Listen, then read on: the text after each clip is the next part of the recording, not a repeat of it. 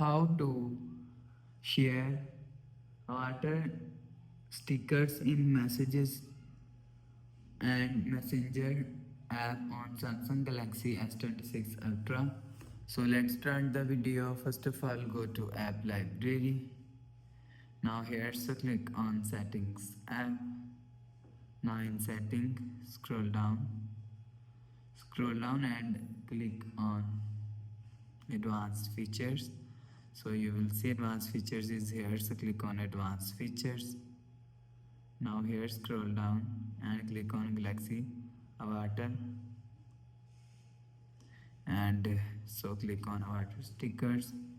So if you want to send stickers, so click on stickers. So if you want to send message, so click on contact and click on next.